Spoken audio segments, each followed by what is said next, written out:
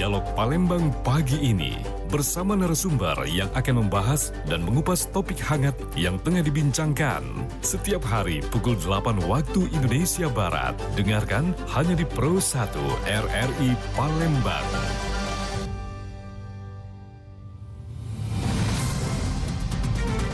Segera Anda ikuti Dialog Palembang pagi ini.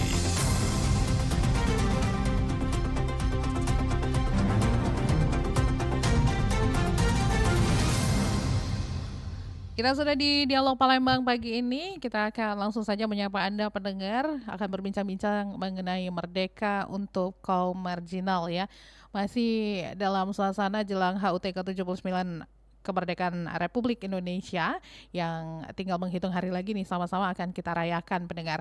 Nah, jadi apakah memang perayaan ini semuanya nanti sudah merasakan merdeka menyeluruh begitu ya? Karena memang pagi ini dikhususkan untuk teman-teman kita dalam kelompok marginal ini yang akan kita diskusikan, kita bahas.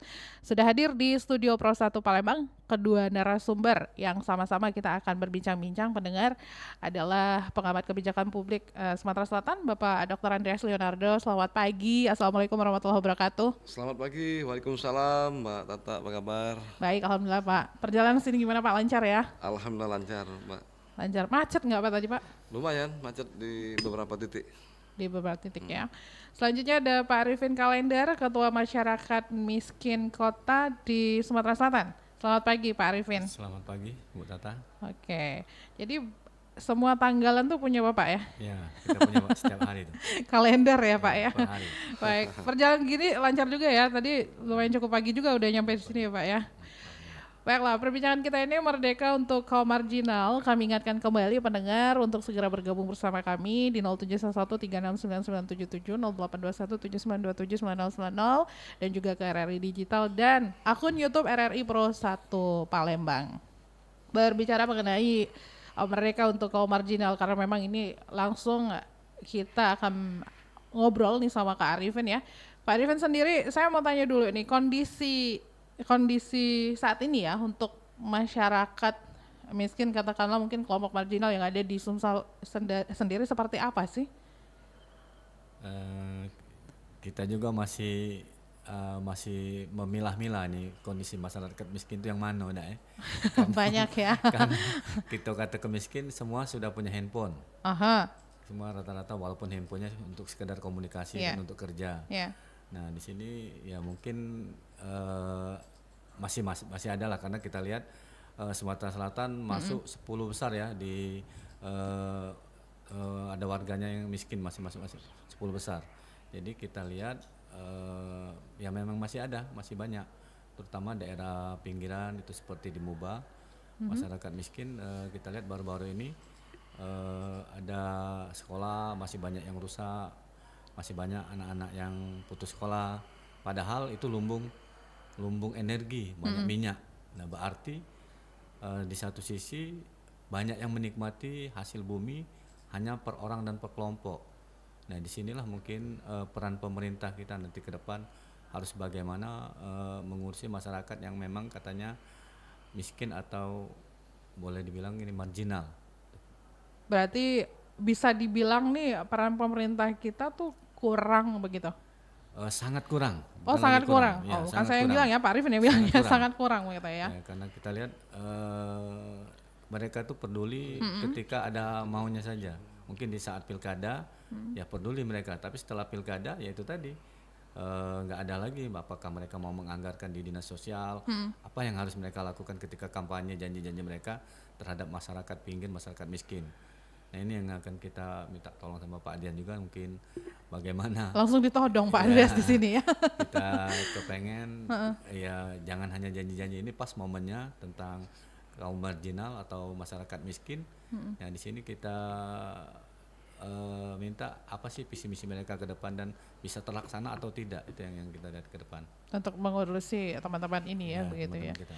Berarti kalau misalkan memang kayak ketika mereka ada kepentingan ya, baru mulai gitu kan ya, aware gitu kan. Berarti rame dong sekarang Pak harusnya. Kan udah mau mulai dekat-dekat nih. Kayaknya udah mulai memang. Nah disinilah kita lihat peran mereka tuh jangan hanya ketika pilkada aja. Ketika mereka sudah terpilih, ya bagaimana program untuk masyarakat miskin, khususnya mungkin di dinas sosial kali ya. Terutama kita yang saat ini berada di Kota Palembang, kita lihat ini di lampu-lampu merah tuh banyak sekali. Kita bukan menghalangi mereka mencari rezeki, tapi mengganggu aktivitas lalu lintas. Karena keselamatan mereka juga kita perlu pikirkan, karena kita ngejar waktu, kadang-kadang kita mau ngebut itu lampu hijau, merah, mereka ngadang pakai lap-lap untuk lap kaca. Nah itu yang kadang-kadang jadi kita takutnya terjadi apa-apa. Nah disinilah peran pemerintah, dinas sosial kota harus serius menangani mereka ini. Jangan sampai ketika ditangkap besok sudah dilepas lagi. Mestinya kan memang udah ada anggaran untuk mereka, ya diajarkanlah mereka untuk bikin keahlian apalah, memang untuk UMKM atau belajar apa mereka. Nah di sini ambillah sedikit peran DPR kan kita lihat selalu DL terus, dinas luar. Sementara hasil yang mereka gapai tidak ada selama 5 tahun. Selama 5 tahun ke depan lagi tidak ada. Nah disinilah ajak kerjasama DPR, ambil mereka, didik mereka di mana ada lumbung-lumbung tempat perajin seperti di Yogyakarta atau di Solo ada batik. Nah mereka kita ajarkan mereka untuk bisa jadi pengrajin. Iya. Jadi dibina seperti itu ya? Ya dibina. Nah itu yang kita minta peran pemerintah ke depan, jangan hanya lab service. Lip service ya. Nah, ketika sudah terpilih ya udah, jadi dianggarkan khusus untuk masyarakat miskin, khususnya dinas sosial. Apalagi di Palembang ini kita lihat lebih banyak angkutan batu bara. Angkutan batu bara, saya kan tinggal di pinggiran Sungai Musi, memang di kaum memang tinggal di daerah sedikit kumuh lah. Jadi kita tahu benar, kita lihat batu bara itu kita hanya jadi penonton. Saya lihat hampir 30 takbut dalam seharian itu lewat batu bara. Itu uangnya kemana? Sayang kalau kita tidak kita kejar pemerintah. Katanya itu diambil alih oleh pusat, karena Sungai Musi ini punya pusat. Jadi mereka setornya ke pemerintah pusat. Nah sayang itu kalau DPR itu apa kerjaannya? Nah mestinya diambil. Oh ini kenapa Sungai Musi diambil oleh pusat? Nah harus kita ambil. Sungai Musi harus menjadi milik Sumatera Selatan. Ini kan otonomi daerah. Nah jadi kita bisa ambil sumber daya mereka, PAD dari mereka. Itu sangat fantastis kalau saya hitung. Dalam 1 bulan itu bisa 60 sampai 90 miliar sekali jalan mereka lewat selama 1 bulan itu. Kan sayang, mestinya kita ambil, CSR-nya kita minta. Ada berapa puluh perusahaan, nah ini yang harus kita kejar. Baik. Saya ke Pak Andreas nih. Pak Andreas, jadi apa nih sebenarnya yang menjadi catatan Pak Andreas juga ya terkait dengan teman-teman yang kelompok-kelompok marginal ini ya yang terjadi saat ini begitu? Iya Mbak Tata, berbicara kelompok marginal ini memang harus menjadi perhatian semua pihak ya, terkhusus para pengambil keputusan ya. Karena kelompok marginal ini secara teoritis adalah sekelompok warga, baik itu di pedesaan maupun di perkotaan ya, yang terpinggirkan ya, yang tidak tersentuh oleh akses kebijakan publik ya. Saya setuju apa yang disampaikan oleh Pak Arifin Kalindar tadi, bahwa banyak contoh yang sudah terjadi di lapangan, bahwa beberapa kelompok marginal itu tidak tersentuh oleh peraturan-peraturan yang mengikat, yang pro kepada orang-orang marginal ini ya. Secara khusus barangkali ya marginal ini bisa dikatakan adalah kelompok-kelompok orang yang dalam taraf ekonomi sangat rendah ya, kehidupan sehari-harinya ya, karena mungkin faktor tidak punya pekerjaan, faktor pendidikan yang rendah, kemudian juga kurang perhatian atau sentuhan kebijakan dari pemerintah tadi ya. Nah ini juga bisa kita perluas lagi ya, banyak juga jenis-jenisnya, misalnya teman-teman kita kaum perempuan ya, kemudian teman-teman kita buruh ya, para kelompok difabel ya, dan juga petani-petani yang penghasilannya miskin sekali atau rendah sekali ya, itu semua bisa dikategorikan adalah kelompok masyarakat marginal ya. Nah saya pikir ya inilah kesempatan kita untuk membawa ya arah pemerintahan daerah ini kepada memperjuangkan dan melakukan pemberdayaan terhadap mereka ya. Sebentar lagi Kota Palembang akan melaksanakan pilkada. Ini momentum sebenarnya para elit politik untuk katakanlah menjadikan visi pro kepada masyarakat marginal ini menjadi visi utama ya. Ini kesempatan sebenarnya, karena sebagaimana disampaikan Pak Arifin tadi bahwa potensi sumber daya alam kita ini sudah sangat banyak ya.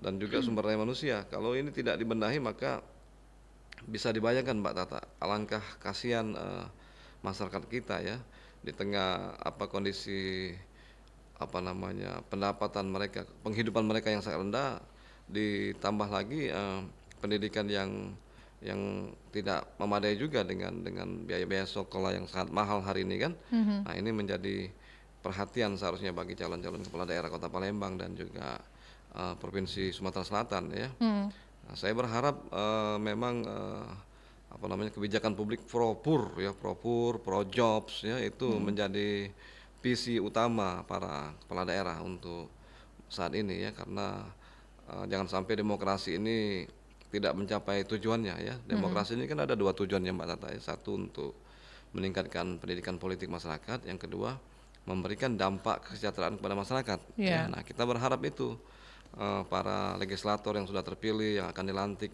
bulan Oktober nanti itu seharusnya menjadikan visi pro kepada kaum marginal ini menjadi visi utama di dalam program-program kerjanya ya, karena sebagaimana data saya pikir ya pastilah sekitar 20%, 30%, bahkan mungkin setengahnya ya kelompok marginal ini tidak tersentuh oleh akses kebijakan publik ya, begitu kan. Oleh karena itu kita semua harus berpihak kepada mereka ya. Tadi juga disinggung oleh Bang Arifin ada peranan korporasi perusahaan ya, sebenarnya itu betul sekali, karena hari ini sudah saatnya pemerintah daerah ini digagas ya, dikelola dengan teori collaborative governance ya. Kita tidak bisa sendirian, pemerintah daerah tidak bisa sendirian ya. Pemerintah daerah harus menggandeng korporasi ya. Kita punya banyak sekali perusahaan, baik itu bergerak di sektor pertambangan, pertanian ya, perindustrian, itu bisa menjadi kekuatan di dalam membangun Kota Palembang menjadi kota yang lebih maju lagi ya. Sebagaimana disinggung tadi juga ada upaya untuk mengembangkan ekonomi kreatif, kan itu bisa kita gandeng ya, perusahaan-perusahaan yang terkait dengan industri kreatif ya. Perusahaan-perusahaan pertambangan itu juga ada sekarang ini undang-undang CSR, Corporate Social Responsibility ya, itu juga bisa dijadikan kekuatan. Jadi sesungguhnya membangun Kota Palembang ini ya menurut saya ya ada rumusnya ya. Ketika kita melakukan collaborative governance, kita memperkuat pilar-pilar itu, saya pikir semuanya bisa bahagia Mbak Tata ya. Masyarakatnya sejahtera ya, korporasinya bisa mengembangkan usahanya, dan pemerintah juga sebagai regulator bisa menengahinya dengan baik ya, kalau memang prinsip-prinsip yang saya sampaikan tadi dikerjakan oleh atau menjadi political will bagi pemerintah ya, begitu. Oke. Tapi kalau dari apa yang sudah di-spill ya, diinformasikan terkait dengan apa yang perjalanan perbincangan kita ini, berarti kalau misalnya kita berbicara soal merdeka untuk kaum marginal ini ya, apakah memang teman-teman dari kelompok marginal ini sudah merasakan betul atau sudah ya bisa dibilang sudah merdeka belum dia nih Pak Arifin? Secara keseluruhan atau mungkin secara ya, karena berbicara merdeka mungkin kan kalau di zaman sekarang itu kan banyak ya, udah dibagi-bagi ya, merdeka dalam hal apa dulu nih, kan biasanya dilempar balik pertanyaan seperti itu. Silakan. Terima kasih. Mungkin kalau secara pribadi saya lihat mereka ini belum merdeka. Saya juga sendiri merasa belum merdeka. Kalau mau dilihat hari kemerdekaan ini. Kenapa ya? Karena mereka aja mungkin setiap tahun ada 17-an. Mungkin mereka hanya bisa melihat, memandang, oh kami udah merdeka, tapi apa sih arti makna merdeka juga mereka mungkin tidak ngerti. Jadi mereka itu sebenarnya kalau memang pemerintah setiap 17-an misalnya, apa sih yang harus kita lakukan untuk kaum marginal? Apa mereka dikasih apa? Mungkin atau ini hadiah dari kita, dari pemerintah untuk kaum marginal. Bukan hanya seperti sembako misalnya, apa sih seperti memang oleh-oleh yang lumayan dipikir mereka, ini baru merdeka nih kami dapat misalnya dapat uang puluhan juta dari pemerintah satu orang. Nah, itu mungkin dikatakan bisa merdeka. Tapi kalau kita lihat mereka acuh tak acuh 17-an, banyak ada Talo Abang, terus ada kapal-kapalan ya itu aja yang kita lihat paling acara-acara 17-an. Itu pun mereka mungkin oleh masyarakat yang biasa mungkin tidak diajak ketika acara-acara 17-an memeriahkan hari kemerdekaan. Mungkin sebagian mereka ya memang terpinggirkan, mungkin tidak diajak, oh ini anak kita ada lemak tidak bisa cak mano kan, jadi kita lihat mungkin mereka belum merdeka lah kita saat walaupun kita sudah merdeka, itu yang Pak Tata. Oke, harusnya kita memang tanya langsung ya Pak ya ke mereka. Jadi kita bisa mendapatkan jawaban yang bisa memuaskan dan bisa pas lah ya, bisa dibilang begitu. Pak Andreas, kalau berbicara soal kebijakannya gitu ya Pak ya. Nah, kebijakan kita saat ini apa yang harus agak ini ya, agak terlalu gimana kalau misalkan mau bilang evaluasi gitu ya. Mungkin apa yang harus ada rekomendasi apa begitu gitu ya Pak ya. Iya, saya pikir teman-teman kaum marginal ini memang harus dimediasi, diberikan kebaikan-kebaikan melalui pemberdayaan kebijakan publik ya. Nah, pemberdayaan ini kan artinya bagaimana mereka ini bisa lebih baik dengan hidup mandiri, dengan punya kemampuan ya, tetapi tetap di dalam pengawasan regulasi pemerintah ya. Nah, oleh karena itu mungkin menurut saya salah satu yang harus dijamin oleh pemerintah adalah pendidikan. Pendidikan Jadi ya. kaum marginal ini, teman-teman kita, sahabat kita ya, itu harus dijamin lah oleh pemerintah pendidikannya ya. Artinya ada pengecualian lah, exception ya. Misalnya wajib mendapatkan beasiswa ya sampai S1 misalnya kan kita data ya berapa jumlahnya di Kota Palembang ini yang usia produktif untuk sekolah itu dijamin sekolahnya lah ya sampai S1 sehingga mereka tidak memikirkan lagi bagaimana bekerja di lampu merah ya, kemudian juga paginya sekolah, itu kan saya pikir bukan atau jauh dari hal yang kita sebut dengan pemberdayaan masyarakat ya. Nah, di samping itu juga akses informasi juga di era digital saat ini juga penting bagi mereka ya. Jadi teman-teman ini harus diberikan informasi seluas-luasnya ya terkait dengan misalnya pelayanan publik, misalnya ada informasi beasiswa, ada pelayanan jasa kesehatan ya dan lain-lain, itu juga harus sampai kepada mereka ya. Saya pikir itu yang paling penting ya. Kemudian kita tidak mau juga meninggalkan infrastruktur ya, misalnya para teman-teman yang difabel ya, yang berkebutuhan khusus, itu sudah saatnya seluruh instansi publik ya, seluruh kantor-kantor pemerintah ya, pusat-pusat perdagangan dan lainnya itu juga harus mengedepankan infrastruktur yang pro kepada mereka ya. Nah, dengan demikian Mbak Tata, saya melihat jika pemerintah memang fokus, maka sumber daya manusia yang lahir dari kaum marginal ini akan lebih baik dan akan lebih terjamin ya. Dan juga salah satu hal penting adalah pekerjaan ya. Pekerjaan ini kan untuk yang dewasa ya, jadi yang untuk orang tuanya itu mungkin bisa dilakukan akuntabilitas dalam hal pekerjaan ya, dijamin bekerja lah begitu kan. Saya pikir untuk anak-anaknya harus sekolah sampai S1, kalau tidak sekolah ya tetap jadi orang miskin begitu kan. Nah, itu. Oke, baik, kita ke pendengar dulu. Bapak-bapak, ini sudah ada pendengar yang bergabung bersama kita di pagi hari ini. Selamat pagi. Selamat pagi, Mbak. Selamat pagi. Sama Bapak siapa? Pak Alamsyah di sini, Pak Alamsyah, di mana Pak? di Palembang. Oh, di Palembang. Baik, silakan Pak.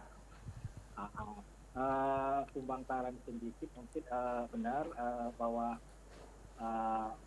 tujuan negara kita ini kan di alinea keempat bukan melindungi segenap bangsa Indonesia, memajukan kesejahteraan umum, mencerdaskan kehidupan bangsa, ikut melaksanakan ketertiban dunia.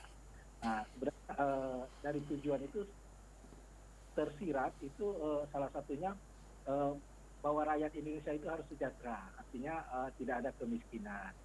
Nah, cuman masalahnya kan tingkat kemiskinan kita masih lumayan tinggi di Indonesia.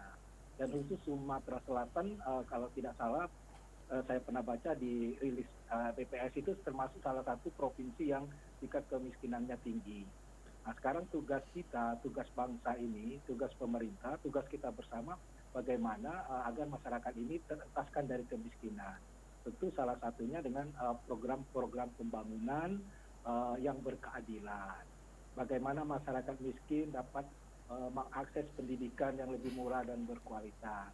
Bagaimana masyarakat dapat mengakses pekerjaan. Nah, itu saja mungkin. Yang poinnya bagaimana kita meningkatkan kualitas sumber daya manusia Indonesia. Sehingga dengan meningkatnya kualitas, meningkat produktivitas, mereka dapat mengakses lapangan kerja dan dapat hidup layak dan sejahtera. Itu saja mungkin pemikiran saya di hari kemerdekaan ini. Selamat hari ulang tahun kemerdekaan Indonesia. Semoga bangsa ini semakin jaya, Amin. semakin maju, dan Amin. tujuan negara dapat tercapai. Amin. Terima kasih. Amin. Baik, terima kasih Pak Alamsyah. Rasanya statementnya Pak Alamsyah ini senada ya dengan apa yang disampaikan oleh Pak Arifin dan juga Pak Andreas Leonardo ya. Memang pemberdayaan masyarakat, apalagi untuk kelompok marginal ini begitu ya Pak ya. Oke, kami tamu kembali. Silakan pendengar, silakan di 0711369977, bisa juga melalui WhatsApp di 082179279090 atau bisa langsung ke akun YouTube RRI Pro 1 Palembang dan aplikasi kami di RRI Digital ya. Jadi kita masih berbincang-bincang ini bersama kedua narasumber kita, ada Pak Andreas Leonardo, pengamat kebijakan publik, Pak Arifin Kalender, Ketua Masyarakat Miskin Kota di Sumatera Selatan, Merdeka untuk Kaum Marginal. Sebelum kita lanjutkan, kita simak dulu, ini ada laporan dari reporter RRI bahwa yang mengatakan Ketua DPC SPI Banyuasin menilai nasib kaum marginal di Banyuasin dan kesejahteraan sosial masih jauh dari capaian yang diharapkan. Kita simak dulu kedua narasumber, laporan dari reporter kami, ada Maulana. Ya, karena kan lansia itu butuh bimbingan ya sepertinya ya, butuh kasih sayang dari kita, terutama dari masyarakat, apalagi mereka yang tidak memiliki keluarga, itu butuh perhatian sekali ya, karena terutama di panti kami kan itu 80% memang dari penjaringan dan 20%-nya itu dari masyarakat sekitar. Mereka itu ya itu tadi kami menganggap mereka itu sebagai keluarga aja. Bisa diceritakan sedikit nggak Bu, misalnya kegiatan di panti lansia ini? Iya, lansia kami ini panti sosial lanjut usia harapan kita. Kami menyebutnya itu panti lansia. Apa sih Bu kegiatan sehari-hari? Kegiatan Mbah ya, karena di sini sih mereka rata-rata 60 tahun ke atas, laki perempuan. Kami menyantuni di sini 60 lansia. Saat ini pas 60, 50-50 aja. Baik, ternyata pendengar ini tadi adalah laporan dari reporter kami Irfan ya, terkait dengan kegiatan Panti Sosial Harapan Kita berbincang-bincang bersama Ibu Purwaningsi. Nah, kita simak seperti apa laporan Maulana mengenai Ketua DPC, pendengar yang baru saja saya sampaikan, Ketua DPC SPI Banyuasin yang menilai nasib kaum marginal di Banyuasin dan kesejahteraan sosial masih jauh dari capaian yang diharapkan.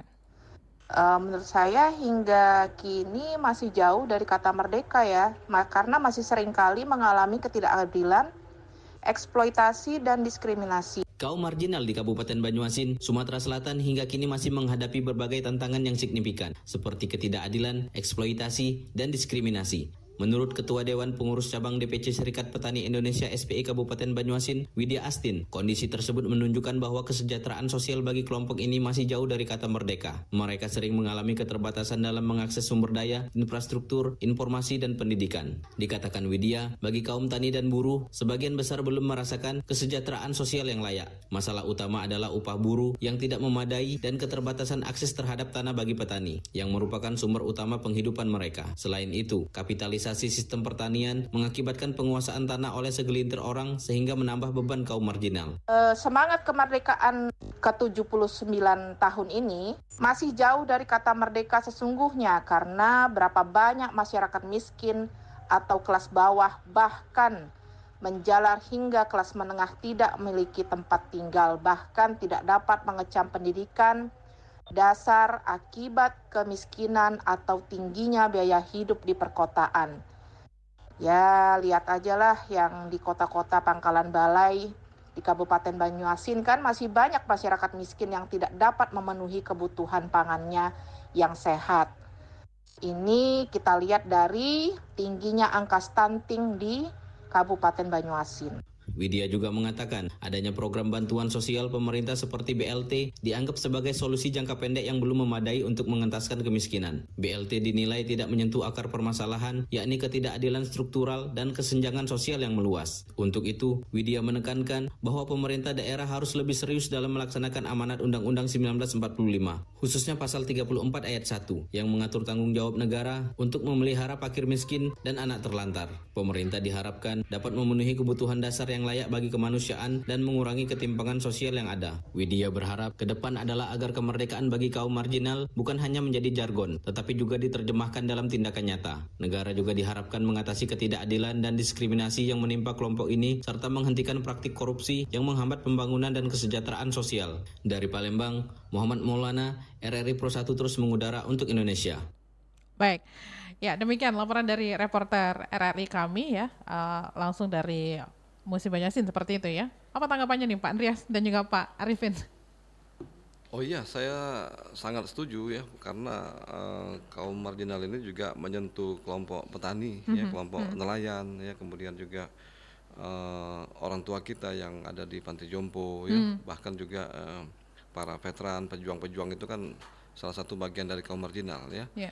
Jadi memang ke depan mau tidak mau isu tentang kepentingan dan kebutuhan kaum marginal ini menjadi prioritas dalam pembangunan daerah. Ya, saya berharap kepala daerah Kota Palembang ke depan, ya 5 tahun ke depan itu menjadikan masalah ini menjadi sebuah prioritas yang utama lah ya di atau mungkin 3 besar lah dari sektor-sektor lain ya. Jangan kalau kita buat skala itu isu tentang kepentingan kaum marginal ini di urutan belakang bawah ya, itu saya pikir kurang pas ya.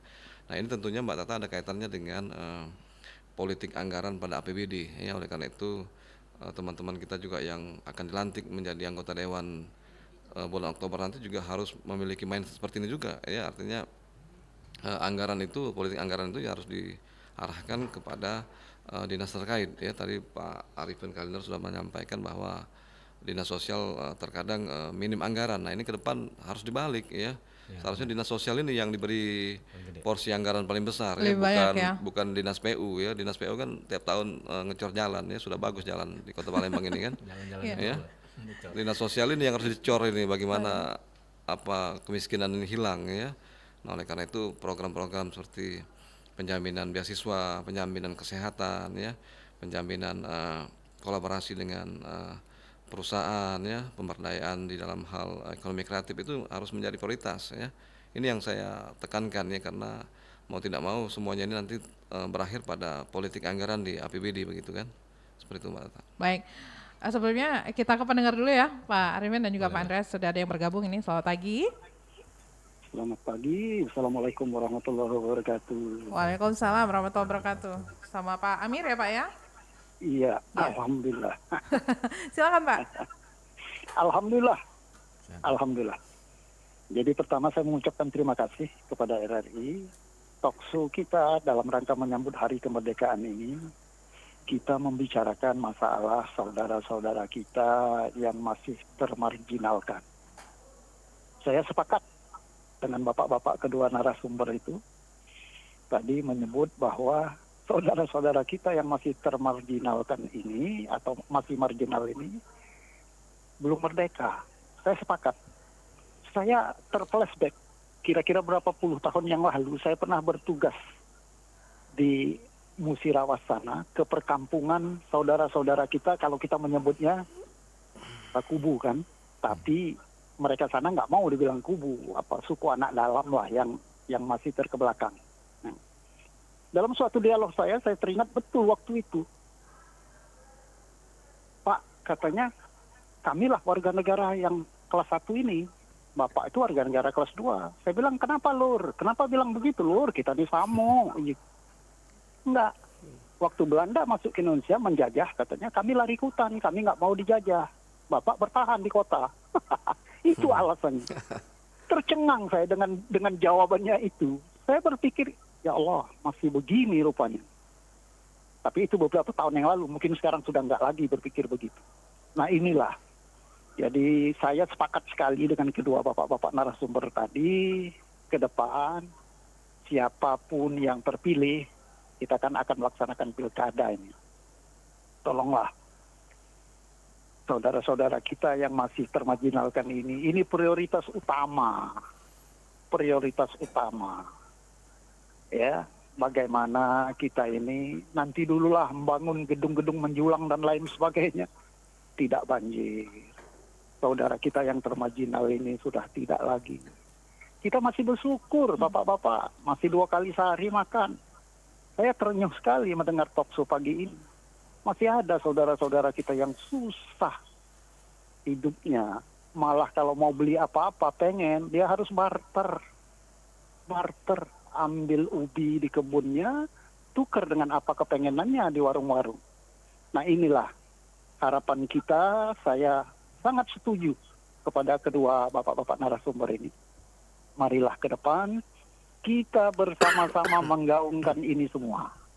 Agar supaya saudara-saudara kita yang terpilih di dewan atau wali kota nanti, cobalah. Jangan sampai kita makan 2 kali sehari. Saudara kita yang termarginal ini bagaimana ini ke depannya. Semoga. Terima kasih RRI, terima kasih kepada bapak-bapak narasumber. Terus berjuang. Ini waktunya kita kita ributkan. Oke, terima kasih. Wassalamualaikum warahmatullahi wabarakatuh. Waalaikumsalam warahmatullahi wabarakatuh. Terima kasih Pak Amir. Selanjutnya kita ke pendengar satunya. Selamat pagi. Selamat pagi RRI. Ya, sama Bapak siapa di mana Pak? Raihan di Palembang. Pak Raihan sehat Pak? Semangat Pak. Alhamdulillah. Iya. Iya, sepertinya suaranya agak kurang gimana gitu ya Pak? Baik. Jadi begini ya, memang masyarakat marginal itu kalau tadi Pak Amir menceritakan orang anak dalam, ya memang demikian kondisinya. Tapi saya bukan anak dalam, anak luar ya, anak-anak yang di kota ini sendiri. Jadi saya tinggal di Sungai Selinca, di lingkungan saya perhatikan ini masyarakat marginal semua. Mereka katakanlah tidak tersentuh dengan kebijakan-kebijakan pemerintah, dia hidupnya berusaha sendiri. Ada di tukang batu, ada dari tukang, ada nyawa, ada dan sebagainya, ada jadi buruh, dan pokoknya dia bisa hidup hari itu, gitu kan? Nah inilah, oleh karena itu mereka ini rupanya ya semangat juangnya itu ada untuk hidup ya. Tapi sekarang teropasi begitu dengan satu kepentingan tertentu ya. Nah, kepentingan tertentu seperti apa? Mereka ini banyak dibagi BLT tiap bulan begitu. Dan ini terkonsumsi ini mereka dikatakannya ya diarahkan untuk apa? Kepentingan apa begitu. Nah, orang-orang marginal ini kadang-kadang digunakan oleh sang penguasa ini untuk ya kepentingan politik begitu kan. Nah, kalau saya pikir ya daripada mereka dikasih BLT, kita kan lagi marak pembangunan di sana sini. Ada yang utang di sana sini tapi dibangunkan di sana sini juga kan gitu. Ya apa salah mereka diberi lapangan kerja yang seluas-luasnya untuk mereka itu. Tidak mereka aja susah sekali nih lapangan kerja. Sampai ada yang tukang batu bertanya dengan saya, Pak Tehan katanya, ada nggak yang mau saya kerjakan? Artinya mereka lagi kosong sekarang, nggak ada kerjaan gitu. Nah ini orang seperti ini. Nah kalau umpamanya kita membangunnya dengan galak-galaknya, mereka direkrut untuk bekerja, itu mereka tidak termarginalkan hanya menerima BLT saja. Itu ternyata ada kepentingan tertentu kan. Nah ini permasalahan di situ. Nah artinya dana sekian ratus triliun habis di BLT. Apa saja mereka buat lapangan kerja gitu kan. Nah ini satu kebijakan yang perlu kita kaji kembali bersama dengan intelektual di Jakarta sana dan intelektual lokal seperti bapak-bapak yang di studio ini harus disampaikan agar kebijakan seperti ini stop dulu yang nama BLT. Lebih baik kita perhatikan bagaimana fungsikan dinas sosial. Saya pernah ke dinas sosial provinsi. Bertanyakan berapa sih bantuan Anda untuk masyarakat? Nggak ada lagi, kosong. Mereka cuma datang ke kantor kosong, nggak ada kerjaan begitu Bu. Nah, terima kasih RRI, sampai jumpa. Baik, terima kasih Pak Raihan sudah bergabung bersama kami. Silakan, mungkin ada yang ingin ditanggapi Pak Arifin? Ya, terima kasih tadi Pak Raihan. Salam hormat juga Pak Amir ya. Itu bagus sekali kita lihat masalah BLT juga. Ya disinilah Pak kita lihat memang kaum marginal ini dijadikan alat politik baik dari lokal maupun dari pusat. Saya juga sangat tidak setuju masyarakat dikasih BLT. Semestinya masyarakat ini kalau memang mau ngasih ya jangan hanya 3 bulan sekali seperti yang terjadi di negara-negara luar. Mereka mungkin lebih kaya dari kita, seperti di daerah Arab itu mereka cuma punya minyak. Kita semua punya Pak. Kita tambang batubara punya timah, punya emas. Tetapi kita tidak bisa seperti Arab, seperti daerah-daerah Arab maupun di daerah Eropa seperti Perancis. Itu masyarakatnya yang memang belum ada pekerjaan, mereka dikasih uang memang per bulan, malahan ada yang di atas 5 juta sampai 10 juta. Mereka memang dikasih uang memang benar-benar oleh pemerintah memperhatikan masyarakat yang marginal. Nah di sini kita lihat beda, terbalik. Di sini di kaum marginal ini dipolitisasi, dijadikan alat oleh para politikus mau kepala daerah maupun di pusat, memang itu kita lihat mereka memang untuk sekedar apa itu namanya. Nah jadi di sini kita kepengen pemerintah tuh kalau memang benar-benar serius, ya dari pajak aja kita udah wah kalau memang semuanya oke. Ya. Bukan kita saja yang bayar pajak, kita beli rokok kena pajak, kita ke warung kena pajak, tapi itu konglomerat itu kalau memang benar-benar mau bayar pajak itu uangnya memang benar-benar cukup APBN Indonesia ini kalau kita memang benar-benar serius. Nah disinilah terkadang oknum orang-orang bermain untuk kepentingan pribadi dan kelompok mereka. Nah yang kita cari saat ini memang tadi disebut butuh pemimpinnya, itulah tadi kita memang butuh pemimpin yang benar-benar mereka tidak mementingkan diri sendiri atau kelompok mereka atau keluarga mereka. Nah di sini kita lihat lebih banyak mementingkan kelompok mereka atau kepentingan pribadi. Ini yang masih harus kita tetap usaha bagi mungkin para ulama lah untuk menasihati mereka ya. Nah terutama tadi Pak Amir juga masalah kaum petani. Kita lihat petaninya bukan petani punya sendiri kalau saya lihat petani tapi punya orang. Kalau memang petani punya sendiri, aku rasa mereka udah makmur. Yeah. Karena mereka ini sewa tempat petak bagi dua atau bagi hasil seperti apa. Nah ini.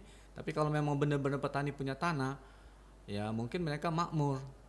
Petani apapun saat ini mereka makmur karena kita lihat di daerah pinggiran Banyuasin itu petani-petaninya yang memang sudah punya tanah, mereka mewah semua. Udah bisa pergi haji, terutama di daerah Sungsang, daerah Muara Sugihan itu mereka memang punya tanah, tapi yang tidak punya tanah mungkin petani yang mungkin masih susah. Seperti daerah Ogan Ilir, benar tadi itu udah punya perorangan semua nih, sudah kita lihat petani beras semua udah dibeli oleh pengusaha bukannya orang kita, itu yang kita lihat saat ini. Baik, Pak Andreas? Ya, saya sepakat dengan pendapat Pak Rehan dan Pak Amir tadi. Artinya memang prioritas pembangunan kita itu memang sudah mulai mengarah kepada kehidupan sosial ya, tidak lagi infrastruktur. Saya pikir kita sudah mengalami masa kemasan berbicara tentang infrastruktur ya. Pak Jokowi presiden kita sudah membuat rencana jalan tol yang luar biasa ya, yang bisa menghubungkan antar provinsi, antar kota se-Indonesia dari Papua sampai Aceh. Ini masa kemasan saya lihat itu begitu kan. Namun untuk di level pemerintahan daerah, pemerintah lokal ya, itu memang sudah harus ada perubahan-perubahan pemikiran para pemimpin birokrasi ini ya. Kita harus lebih kepada bagaimana pemberdayaan masyarakat agar kita menuju kepada tujuan yang kedua ya. Setelah infrastruktur sukses itu, yang kedua Mbak Tata menurut saya adalah SDM ya, sumber daya manusia ya. Ke depan saya juga ingin menyampaikan bahwa pemerintah lokal itu ya fokus saja pada SDM ya. Infrastruktur sudah menjadi perhatian pemerintah pusat ya, dengan menghubungkan jalan-jalan antar provinsi. Nah sekarang bagaimana sumber daya manusia ini yang dikembangkan hari ini ya, setelah itu ya. Contoh saja misalnya kalau kita bermain data, katakanlah kaum marginal ini kan dikatakan banyak juga tidak terlalu banyak begitu kan, bisa dihitung kebutuhannya ya. Nah bagaimana kita jamin misalnya tadi saya katakan sekolahnya ya. Nah ini kita berbicara generasi Z juga hadir dalam kelompok kaum marginal ya. Mereka banyak juga yang mudanya, yang anak kecil sampai yang SMA begitu kan, generasi Z itu kan. Nah itu harus dijamin, itu harus mereka sekolah tinggi-tinggi, diberikan beasiswa yang pasti ya. Kemudian uang saku juga diberikan ya. Terus dikontrol secara sosialnya agar memisahkan pekerjaan-pekerjaan yang tidak edukatif dengan rutinitas sosial yang tanda kutip tidak baik selama ini kan. Begitu kan. Nah itu harus dilakukan ya. Nah dan kemudian juga yang kedua masalah ketenaga kerjaan, orang tua mereka juga harus dilakukan pemberdayaan dalam hal kehidupan mendapatkan pekerjaan yang layak begitu kan. Saya pikir selesai itu Mbak ya. Jadi anaknya dijamin sekolah tinggi-tinggi sampai S1, S2, bahkan S3 untuk rencana ke depan kan. Orang tuanya dijamin bisa bekerja lebih baik dengan melibatkan korporasi ya. Saya pikir akan ada penyelesaian masalah ini ya. Kalau tidak dilakukan secara konkret dalam bentuk kebijakan publik, dalam bentuk rekomendasi kebijakan, ya saya pikir hanya cerita ya, dongeng yang kita diskusikan terus setiap tahun ya. Jadi harus konkret kebijakan publik itu dilakukan oleh pemimpin birokrasi ini ya. Oke, saya bacakan dulu nih WhatsApp sudah masuk di 0821 7927 9090 ya. Tidak disebutkan namanya dari 0812 731 sekian-sekian. Setiap kementerian atau lembaga ini kan punya standar pelayanan minimal begitu ya Pak. Tapi dalam praktiknya ternyata justru banyak terjadi tumpang tindih dan miskoordinasi ya. Kayaknya yang seperti ini juga harus dibereskan. Nah gimana nih Pak Andreas? Ya itulah tadi memang mau tidak mau ya harus dituangkan dalam regulasi ya. Nah, peraturan daerah yang pro kepada orang miskin ini, kelompok marginal ini itu harus dikonkretkan, ya harus diketok palu di DPRD ya. Baik dalam hal nanti misalnya visi dan misinya, kemudian dalam hal penganggaran itu harus realistis dalam bentuk peraturan daerah ya. Nah, jadi political will ini tidak hanya sebatas ketika ingin mencalonkan diri menjadi anggota legislatif atau kepala daerah, tapi setelah mereka jadi juga mereka harus punya political will untuk memperdayakan kaum marginal ini ya, dengan melakukan inovasi-inovasi kebijakan pemberdayaan masyarakat ya.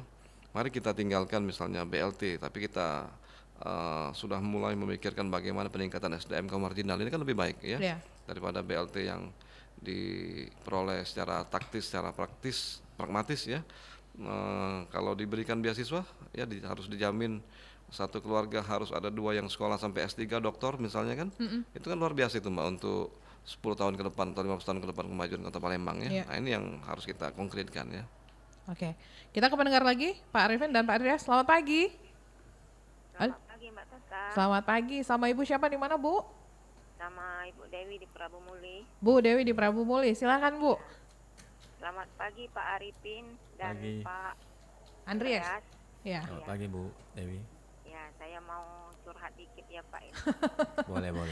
Ibu-ibu ini terbiasa dengan curhatnya. Silakan Bu. Saya ini di Prabu Muli ini tinggal di termasuk agak pinggiran kota Pak ya. Di mana tuh Bu? Di Desa Talangbatu, Kecamatan Rambang, Kapak Tengah. Oke. Ya kalau saya perhatikan di tempat saya ini sudah hampir tidak ada yang namanya masyarakat marginal itu. Karena ini kalau BLT ini kalau saya perhatikan udah berpuluh tahun dapat terus, meskipun cuma 3 bulan sekali, kadang-kadang dikasih uang, kadang-kadang dikasih beras kan. Jadi karena BLT ini masyarakat ini jadi malas untuk bekerja. Mereka mengharapkan BLT terus itu kan. Kalau masalah tempat tinggal, kalau dari Pemkot Prabu Muli, bagi masyarakat Prabu Muli terutama di wilayah kami juga masuk juga Prabu Muli Barat Pak ya. Kami di sini kalau masyarakat marginalnya nggak ada tempat tinggal, disuruh sediakan lahan, nanti dikasih bedah rumah. Jadi di sini udah banyak yang dapat bedah rumah Pak. Alhamdulillah. Iya, jadi ya adalah 1-2 orang yang istilahnya masyarakat marginal, jadi hampir dikatakan hampir tidak ada yang namanya masyarakat marginal. Baik.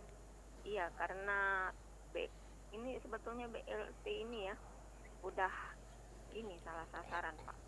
Oke. Sebab saya perhatikan yang dapat BLT ini udah masyarakat yang udah mampu semua. Ada yang udah punya mobil, rumahnya udah bagus, punya warung, masih dapat BLT. Iya. Iya, sementara ada masyarakat yang tidak mampu, ya sama ya yang belum punya istilahnya mobil kayak mereka itu, tapi ada yang nggak dapat BLT. Baik. Ya kalau masalah sepeda motor sih setiap rumah udah punya sepeda motor semua. Ada yang satu rumah kadangan 4 punya sepeda motor ini. Ya kalau masalah pergi haji sih sebetulnya tidak ada di tempat saya ini yang pergi haji karena biayanya kan lumayan besar Pak. Tapi kalau umroh sih udah ada beberapa orang kan. Ada juga 1 orang umroh gratis dari Pemkot Prabu Muli. Jadi kalau masyarakat marginal kayaknya hampir tidak ada di tempat saya ini. Karena BLT terus berlangsung udah berpuluh tahun. Iya. Tapi yang saya tidak setuju itu yang masyarakat udah mampu itu masih dapat BLT. Oke. Karena katanya catatan daftar orang yang BLT yang lama itu udah nggak bisa dihapus lagi. Jadi meskipun orang itu udah mampu, tapi terus dapat BLT, Pak. Baik. Jadi gimana itu, Pak ya? Baik. Tolong itu solusinya, Pak ya. Oke, terima kasih.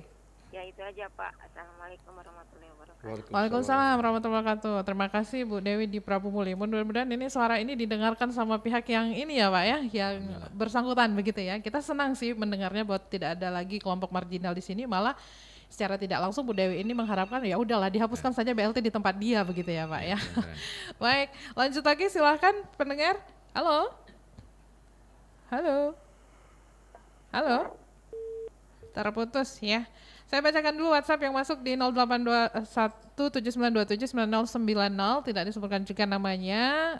Oke, dari 08217958 sekian. Tidak usah jauh-jauh ngomongin merdeka, mungkin yang saya ingin sampaikan adalah bagaimana mendapatkan pelayanan publik dulu nih secara reguler, karena kadang-kadang masih ada minoritas yang masih terdiskriminasi dengan kondisi tertentu, tidak mendapatkan atau tidak dapat akses pelayanan publik secara normal atau minimal. Pak Andreas silahkan.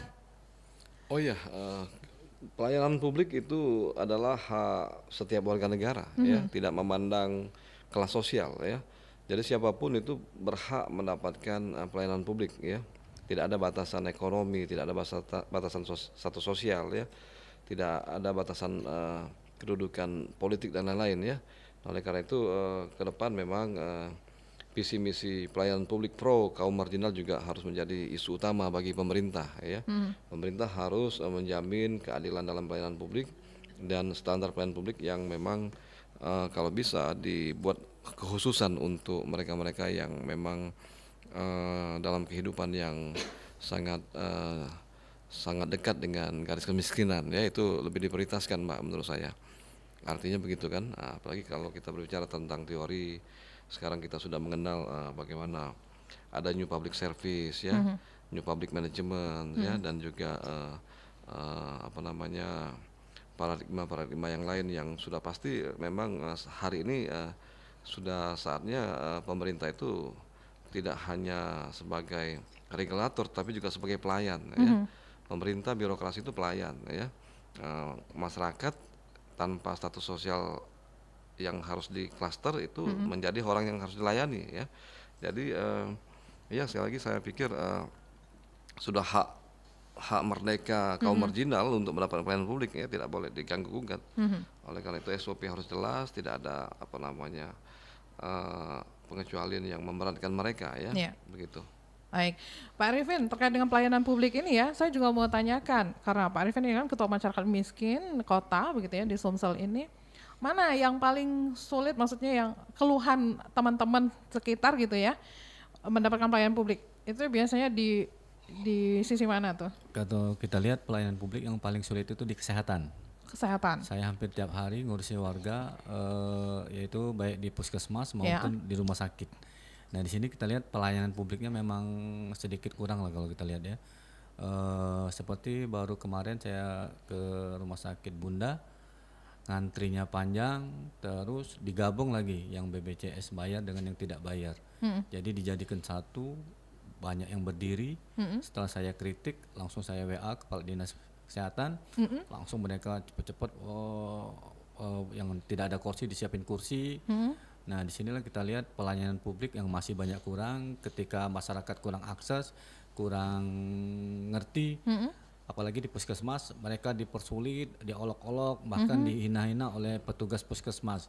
Nah di sini kita lihat kadang-kadang pelayanan publik yang memang sangat-sangat sulit yang dijangkau oleh masyarakat ketika mereka sakit untuk mendapatkan kartu semacam kalau kita mau ke rumah sakit tuh rekom dari puskesmas, BPJS-nya untuk kita menuju ke rumah sakit mana. Nah baru nanti ke rumah sakit lagi. Di situ juga mereka terkadang benturannya di situ banyak pelayanan publik. Nah, di sinilah mungkin ombudsman turun. Jangan hanya ngurus sekolah B tiap tahun. Kita lihat ombudsman ini urusannya cuma sekolah B. Kita perhatiin hampir 5 tahun terakhir dia cuma ngurus sekolah B. Nah, saya jelaskan dikit, ombudsman itu harusnya pelayanan publik itu apa sih? Pelayanan publik itu yang setiap hari yang kita lalui saat ini, seperti kesehatan, lampu listrik, itu penerangan. Itu yang setiap hari kita gunakan, transportasi jalan. Itu pelayanan publik yang setiap hari yang memang harus kita lalui, jalan yang memang rusak memang kita lalui setiap hari. Nah, itu pelayanan publik yang memang harus benar-benar diperhatikan, terutama nih sekarang nih kabel listrik yang sama rawut sebenarnya di Kota Palembang. Nah, itu pelayanan publik yang memang urgent. Mestinya ombudsman lebih ngejar ke situ, di pelayanan publiknya ke arah ke kabel-kabel listrik yang semerawut, kadang-kadang mobil sendiri tidak bisa lewat. Yang bersentuhan langsung dengan sosial begitu ya Pak ya, kebutuhan sehari-hari ya. Saat, bukan yang per tahun sekali. Kita lihat itu yang kita ingin nanti ke depan itu bagus juga nih, pelayanan publik ini memang sangat-sangat menarik kalau kita bahas ke depan nanti, Bu Tata. Oke, baik. Tanpa terasa sudah menuju pukul 9 waktu Indonesia Barat ya. Baik, kedua narasumber, semua pertanyaan dari pendengar juga sudah kita jawab. Sebelum kita akhiri perbincangan kita, apa yang mau disampaikan untuk menutup kebersamaan kita di pagi hari ini? Mungkin saya mulai dari Pak Arifin dulu. Silakan Pak Arifin. Terima kasih Pak Tata. Di sini kita kepengen pemerintah kaum marginal jangan hanya dijadikan alat politik. Nah, terutama tuh di pemerintahan, di dinas sosial. Benar kata Pak Dian tadi, dibesarkan anggarannya di dinas sosial. Mungkin diceng lah, PU mungkin dikurangi, dinas sosial dibesarkan, karena kita lihat ada lembaga-lembaga khusus agak sulit untuk mengurusi kaum marginal. Ada sih memang, kita lihat kemarin di IG itu Bapak dia bisa ngumpulin ratusan ibu-ibu jompo, dia tanggung, dia kasih makan per hari, terus dia bikin senam, itu bagus. Bapak itu ada di Palembang ini kita lihat. Aduh, siapa nama Bapak itu? Jadi saya juga lupa, ada, saya follow TikToknya juga itu. Kalau saya upload nih, Bapak ini keren, karena dia ngasih makan orang sampai 100 bisa per hari, terus yang sakit dia urusin, terus kamarnya masing-masing, mereka nyanyi, mereka senam, terus dikasih makan. Jadi mereka yang memang benar-benar tidak punya keluarga diambil oleh Bapak ini, keren nih Bapak ini. Lupa saya namanya, itu yang paling bagus. Jadi keren ini, perorangan, bukan pemerintah malah. Nah, mestinya pemerintah dibikin seperti itu juga. Jadi mungkin dari mereka bisalah dicari per kelompok untuk memang mengurusi khusus. Ada orang stres, orang gila ya, diambil, diobatin ya, terus dibikin mereka sembuh selama 6 bulan, terus baru kita kembalikan lagi ke keluarga mereka. Nah, itu yang memang harus digapai oleh pemerintah ke depan. Baik. Mungkin itu saja, Bu. Baik, Pak Andreas silakan Pak. Ya, saya pikir diskusi kita ini adalah momentum yang tepat ya. Kita hari Sabtu besok akan merayakan ulang tahun Indonesia yang ke-79 ya. Bulan 10 besok kita akan melakukan pemilihan kepala daerah serentak se-Indonesia. Ya, saya pikir inilah kesempatan bagi kita, baik itu masyarakat ya, elit politik, untuk merubah cara berpikir ya. Ke depan Indonesia harus lebih maju lagi. Ya, infrastruktur sudah digalakkan oleh Presiden Jokowi. Ya, sekarang kita melakukan pengarahan kepada pengembangan sumber daya manusia ya. Kaum marginal harus disediakan anggaran yang lebih ya, menjadi skala prioritas di dalam APBD ya. Dibuatkan kebijakan publik yang humanis ya, yang pro kepada mereka ya. Sumber daya manusia mereka harus ditingkatkan ya. Generasi Z kaum marginal juga sudah hadir saat ini, barangkali 50% dari data yang ada. Mereka harus disekolahkan tinggi-tinggi ya, dijamin pendidikan dasarnya, menengah ke atas, dan juga harus sekolah tinggi S1, S2, S3 dengan beasiswa yang konkret. Saya pikir itu ya, kita harus ingat kembali pesan Bung Karno yang mengatakan bahwa kalau kita ingin lebih baik kehidupan ini, kita harus mempunyai sekolah yang lebih tinggi ya. Kalau kita tidak mau miskin, kita harus sekolah ya. Kalau kita tidak mau hidup susah, kita harus terus bekerja dan melakukan hal-hal yang terbaik untuk bangsa ini. Ya, saya yakin Mbak Tata, ke depan kita semua akan mewujudkan itu ya, karena kita HUT yang ke-79 ini menuju Indonesia Emas yang ke-100 tahun di tahun 2045 ya.